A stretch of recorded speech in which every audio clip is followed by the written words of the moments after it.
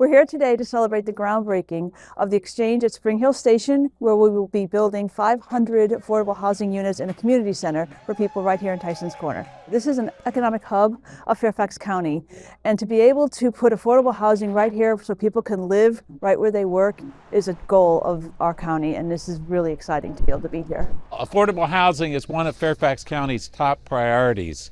You know, you really can't have a vibrant economy unless you provide opportunities for people of all income ranges to live here and to participate in the community and participate in the economy. So it's absolutely critical, not just to the future, but to the present of Fairfax County's vitality. Fairfax County cannot do this alone, not by a long shot. It really does depend on participation, support from not just the private sector, but also different levels of the public sector. We're so grateful to have partners like that in Fairfax County to make these things happen.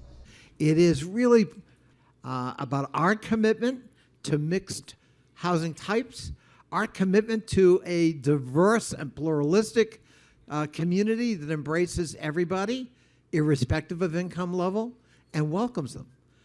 And making sure that the future of Tysons is going to be rich and richer because of the people who are going to live in these 500 units.